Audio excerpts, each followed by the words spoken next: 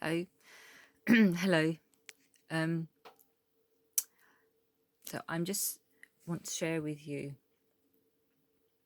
what it's like sometimes to wake up as me. So this morning, I've woken up with a lot of anxiety, fear, confusion. I don't know whether I should go for a run. I don't know whether I should put the kettle on. I don't know if I should sort the radio station out. But right now, as I'm talking to you, I've got this creeping sensation all over my arms, and it seems to be just on my arms at the moment. In the past, I've had it like crawling all over my skin, and it's a physical sensation that I feel when I'm experiencing anxiety. So the last few weeks I've had things really bad again after having really good therapy, and thought I was not living in my survival brain anymore, but something happened, and I guess I kind of crashed and burned, if you like. But I met somebody who I really like and who doesn't live in her survival brain, so I'm trying to get back to her now. And I am trying to use all of my permaculture tools and techniques. The last few days, or for a couple of days, especially on Monday, I couldn't do anything. I couldn't ground myself. I was absolutely, utterly consumed with this thing. But part of a technique too is to go through the process.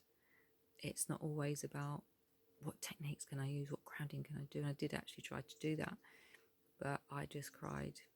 I did actually write some things down. I guess maybe I did use some tools. I did a bit of brainstorming, I suppose. But I couldn't function. I couldn't run the business. I couldn't do the things I needed to do for the little part-time job that I'm supposed to be doing. I was utterly consumed, and it's horrible.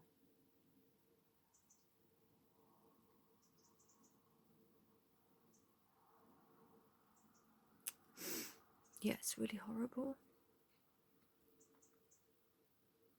because you want to feel normal, you want to be grounded, you want to be like all those other people that seem to be able to function, and you can't understand why people achieve the things they do, and it's like it's so far out of reach.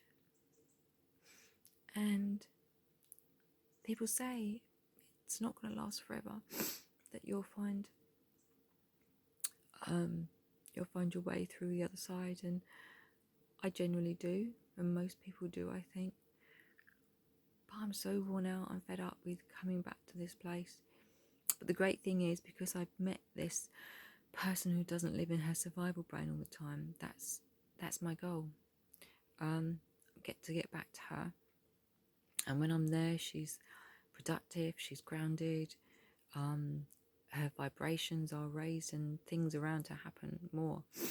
So it's really hard work, trying to be grounded, trying to stay clear-headed, not get brain fog. And I think a big part of that is what I may eat, what I may drink. Sometimes when I'm really struggling, I'll go I'll just have a bottle of wine, I'll have some beer.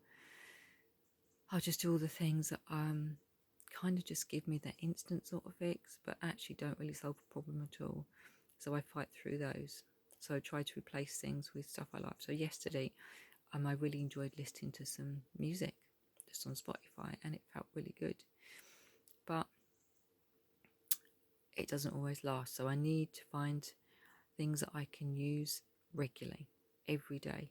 I like to look at it like I need to have an injection of vitamin D or vitamin C, things in that our body doesn't actually store. And for me, mental health wise, that's the same.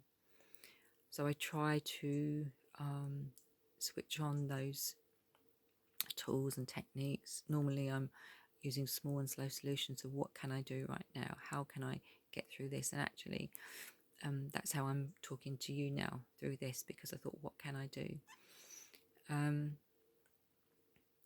so this is what I'm doing. I'm talking about it in the hope that it's going to help me, it's going to help you, that I can find a way to turn this thing on its head, which I always try to do, and to come through this again, this particular period, which is really, really difficult. It's a period, this particular place I'm in, I'm not in a deep, dark pit of despair. I think I've been depressed the last sort of 2, maybe 3 weeks. But I don't like it. I want to fight it. And because I know I've met that girl who I really like, I'm going to try and find her again. So I have that now in my toolkit, I suppose. But I just wanted to share this, and I hope that in some way it helps you. And I hope that I can maintain sharing, because I think if we can share our experience of adversity, especially for mental health, then I think we can all help each other, we can support each other, we can find a way through these really difficult situations, and in life too.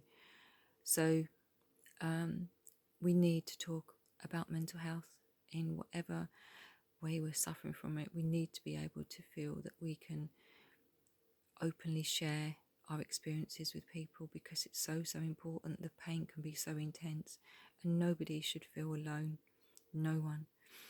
So as a mind campaigner and a mind peer support worker, I hope that I can use my skills and experience of my lived experience to support you, and to support others around me, and to break this stigma of not talking about mental health, and to find tools and techniques to help people overcome it. And I've heard so often that people who say they used to suffer from anxiety and depression and they don't anymore. I'd love to know what that feels like. I'd love to meet those people and love to know how they did it, because I'm struggling with that one. But I guess never say never. So thank you for listening to me, and I hope that this really helps you. And if you have any questions, if you want to know anything about how I use my experiences in my permaculture teaching and with the people that we work with and community groups, please do get in touch, and I'll speak to you soon, and talk openly and stop the stigma about talking about poor mental health. Take care.